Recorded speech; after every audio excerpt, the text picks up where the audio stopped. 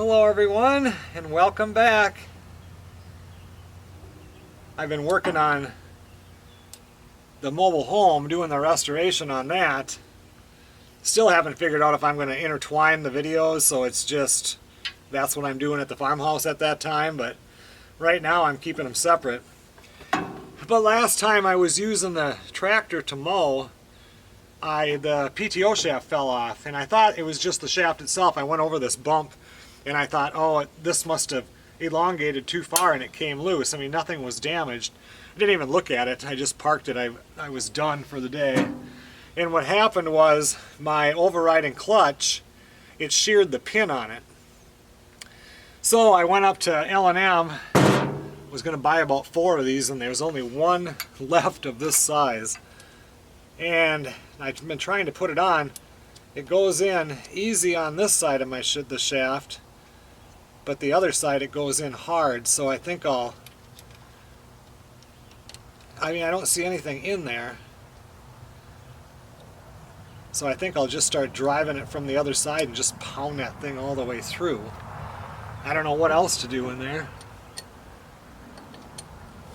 I mean, there's nothing there I don't feel any ridges.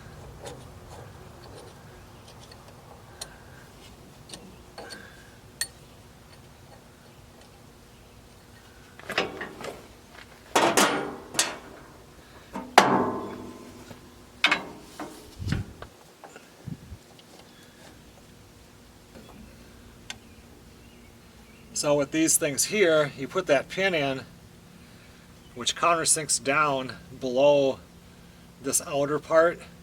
So then clockwise you can turn it, and then counterclockwise it stops. I don't know if you guys are familiar with these, but whatever kind of PTO this tractor has, there's live hydraulics and I don't know what there is, but anyway. If I don't have this, when I push in the clutch wanting to stop, the mower has so much momentum with the blades going and that belt going that it will push the tractor forward still. With this here, as soon as I push in the clutch, then this free spins and the tractor stops right away. So for me, this is critical. Just, it's like you don't even know that this is here, and when you push in the clutch, everything just stops, which is what you want. Let's see here.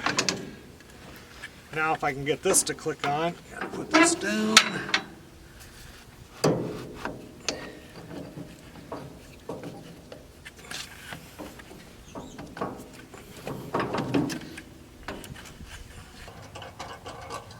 I don't think I've even had the tractor going in 4 or 5 weeks.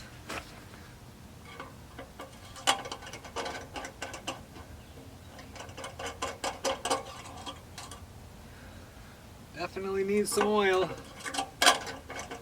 I swear the old girl drinks oil as much as it does fuel.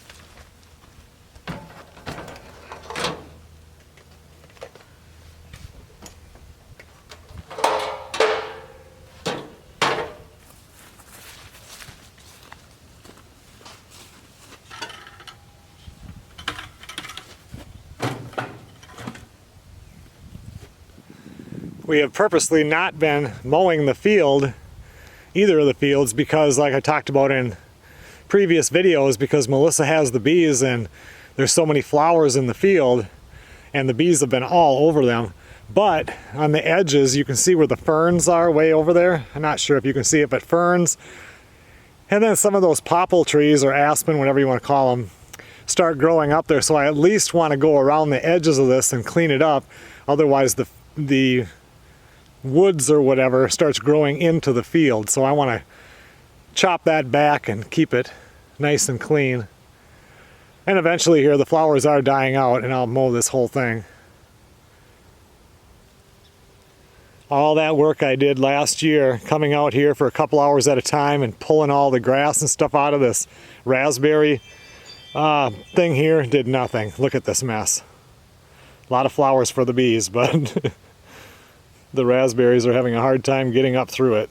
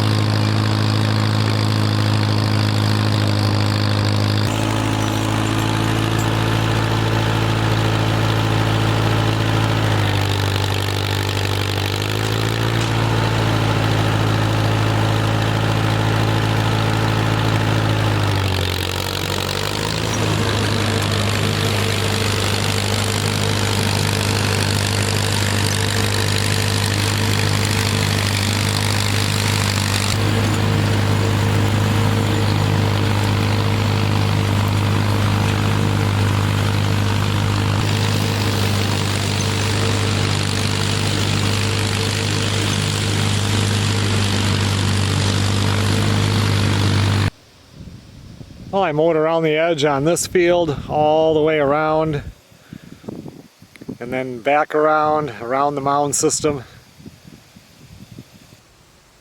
I did the same on that back field. I had already mowed with the tractor and then I've been going around with the regular mower, but I widened it out one.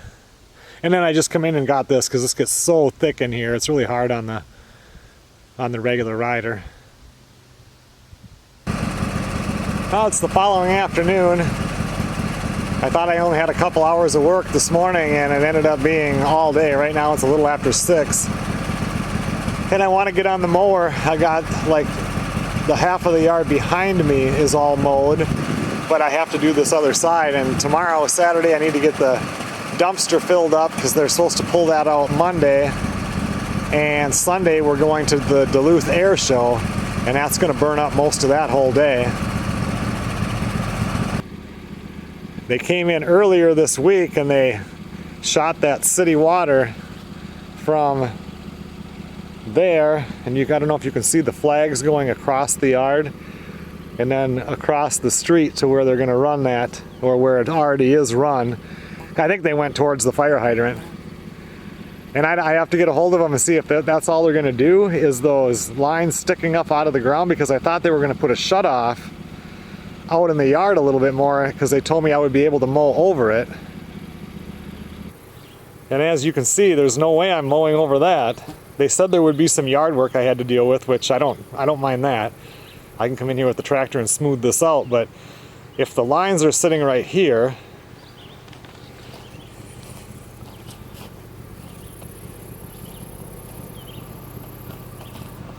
and right here is where they said the shutoff was going to be, what are they going to do? I mean, the shutoff has to be, usually it's about 8 feet underground.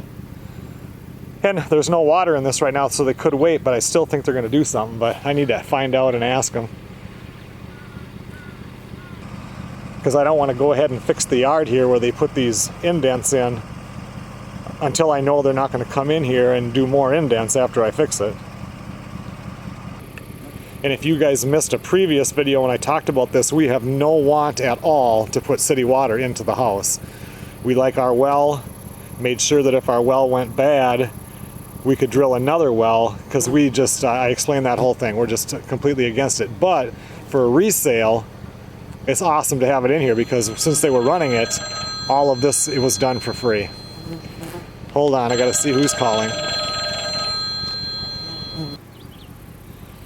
And when they ran it in, they decided to run 2 lines in, because then if anybody ever wants to run it back to where the the mobile home is, it's this far along also.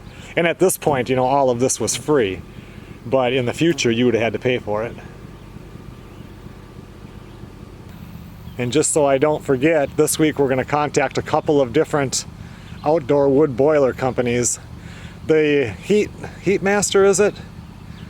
I think so. They sell them at L&M, but they don't install them. So I kind of want a company that'll give me a bid for the whole thing. Anyway, we're thinking about putting it right over where that orange cone is, a little farther. I mean, it used to be over here when whoever lived here that had one before. Want to move it a little bit farther over that way, so it's away from the garden a little bit. And the wind usually goes that direction. So this, very rarely, if the boiler is right over there, will it ever blow towards the house. Oh, that's enough yapping. I gotta get mowing.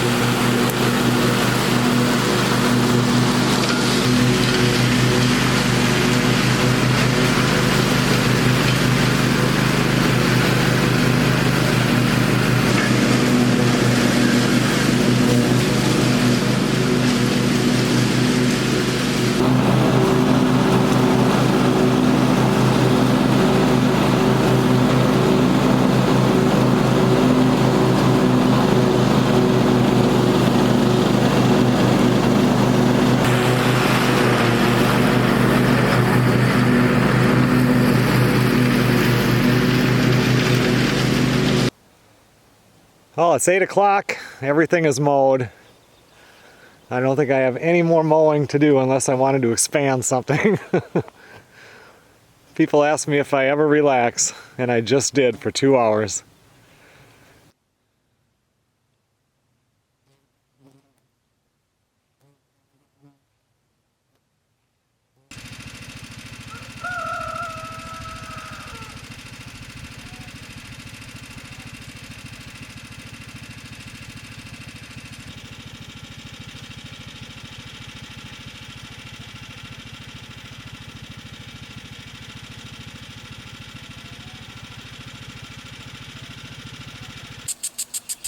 Good morning, everybody. Earlier, Melissa was out checking the bees. It's just she was going to do it last night, but it's been pretty warm and pretty humid. And right now it's, I don't know, getting wet. Got to be around 80 degrees, and it's humid today. She's in there right now cooking breakfast for lunch. I think she's doing eggs, sausage, pancakes, I think, today even. And I've been out here getting some loads of junk out of the back side of the workshop and just bringing it up to the dumpster. Trying to get that dumpster all filled up, and there was definitely stuff in here that needed to get tossed out. All these little pieces of styrofoam and stuff that from when we changed out the windows and put in the double back door. I've never had a dumpster here to throw this stuff into since then, so now's a good time to get rid of it.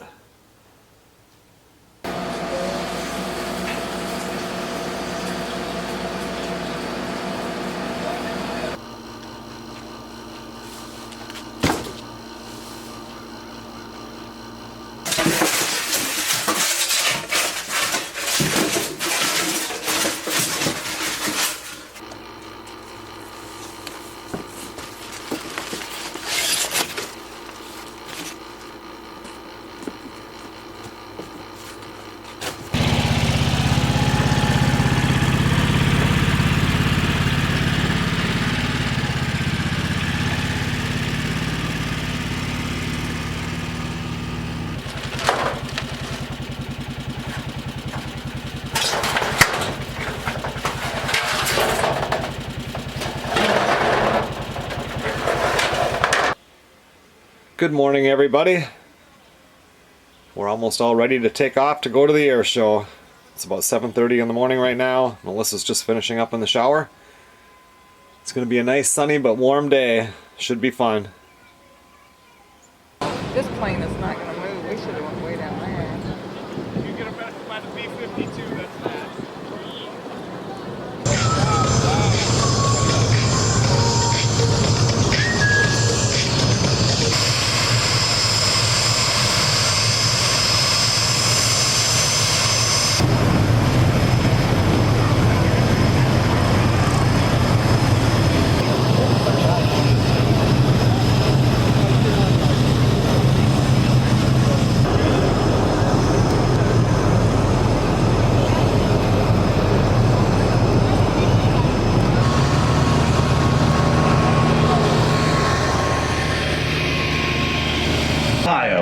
Wilbur and Orville Wright built a powered airplane and overcame gravity and taught the world to fly.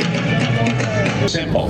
You bring the air in, you suck it in through an intake, you squeeze that air up with a bunch of fan blades, you take that compressed air, put it into a combustion chamber with an igniter and fuel, and the resulting explosion going out the back contributes and makes the thrust to make it go forward. So the F-16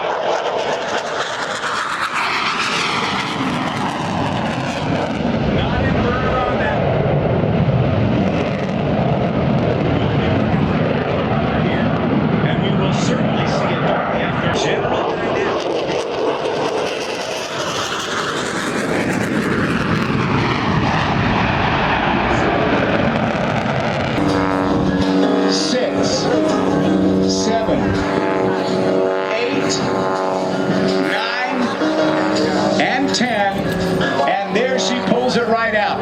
How's that to start an air show, everybody? She was coming earthward in this Jets, and then beyond that, even a P-51 Mustang.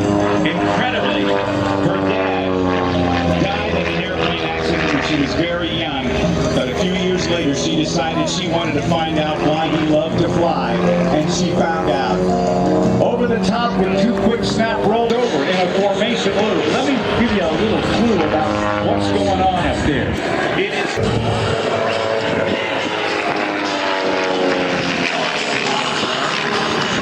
that are much larger but much more efficient than the original engines, which were kind of nicknamed stovepipe. Scaring the gulls away.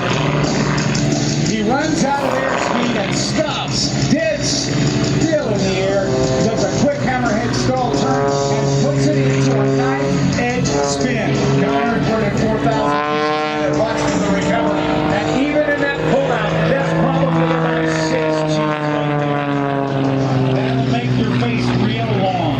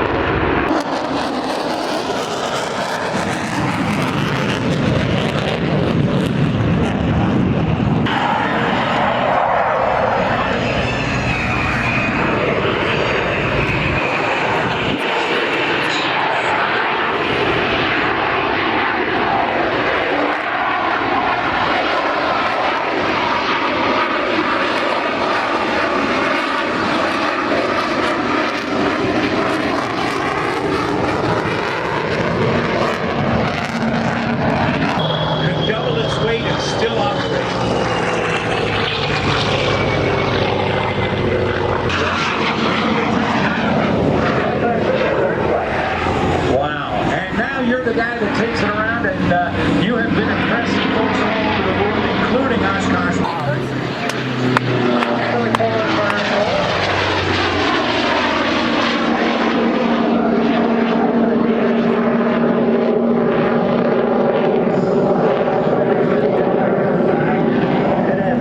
Pull back the right motor, put the right foot. Oh yeah. I don't think there's another double hammerhead that's ever been done any closer to a ton of smoke than what you just did.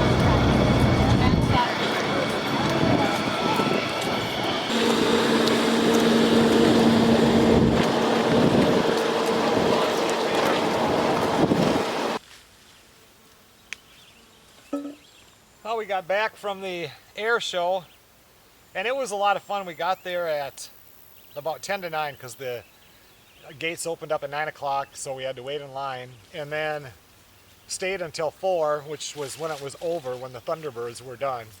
So it was a long day. It was a very hot day. Melissa's in there, and I'm out in the sun all the time, so I didn't put any sunscreen on or anything. I'm pretty much as tan as I get, so there was no worry about burning. Melissa's face is, and I'm colorblind, red, and that's one of my colors. I don't see it very well, and I can see that her face is red. And Brandon too, both of them aren't used to being out in the sun all day long. And Brandon got back and he said, I said, it's funny how you can just sit all day long. It's kind of like driving. You did nothing all day long but sit or drive or something, and you're just tired. And he said he was exhausted. Melissa, she's on the couch, and she said she wanted to come home. She still has one bucket of one of these, with strawberries in it that she wanted to process tonight. And she said, I'm not doing that at all. So I said, I'm going to come out and just see, because I haven't checked these now for, I don't know, 4 or 5 days, and just see what there is. I'm not going to spend it takes about a solid 2 hours. The first time it took me 3 hours. So a solid 2 hours to go through and pick all of the strawberries. I'm not going to do that. I just wanted to kind of see what there is. Tomorrow it's supposed to get up into the 90s with the heat index near 100 or just over 100. So just for this summer, some rare warm weather. But anyway, the air show was fun. I put in some video. The thing that really sucked about the air show is they're constantly playing music. I can't put music into the videos, because of copyright stuff, and to be honest, it got annoying. It was like, shut the music off. But otherwise, it was a fun time. They had one girl that I don't know what kind of plane that was. I know I got video of it. You guys saw it. It was just a single plane, and it has the most horsepower motor or whatever, or jet engine, whatever it was. And that girl was good. And that one plane, you just respected it when it went by. I mean, it's like, I don't know, there was a lot of power. That was fun to watch. So anyway, you got to see some of the video. I could put up another video that is completely like not monetized. I think I wouldn't get in trouble then for copyright. So I could show, I probably have over a half hour of video just of the planes. I don't know if I'll do that, and then I'll look on my phone. If I have any video or pictures on my phone, I'll put them in at the end of this video.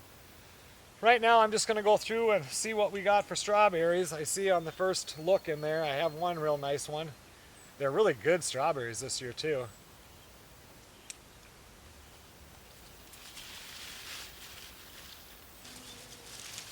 Melissa made strawberry rhubarb jam, which was really good. And then she tried making strawberry jam, but didn't get enough of the pectin in there. So it ended up being strawberry syrup. And yesterday when we had that breakfast for lunch, she made those pancakes, and some of it I put my maple syrup on there, homemade maple syrup, and then I put some of the strawberry syrup, and oh, it was so good.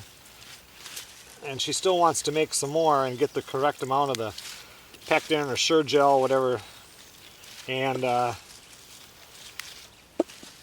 make another batch because it's really good. She makes those homemade biscuits, and oh, you could just eat a lot of those when you put that on there.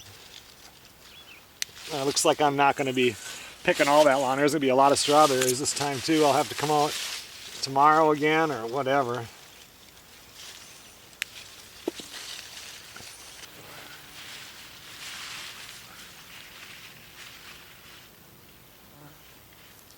Well, that's how many I got from one row. So it's almost full. I mean, I don't know, 3/4 of the way full, maybe a little more. Not bad. This row is definitely dying back now. There's not nearly as many green ones. Some of them are getting smaller, but yet some of them were still real nice. But these were the early ones on the far side of the later ones. I'm not going to pick any more, but I do want to go take a look over there just to see what they look like.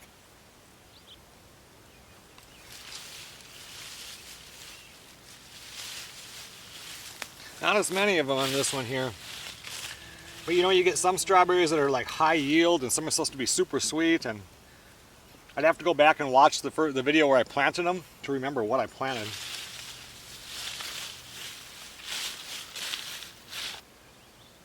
Okay everyone, well thanks a lot for watching. It's time for me to take the garbage can down, probably go inside and do some editing.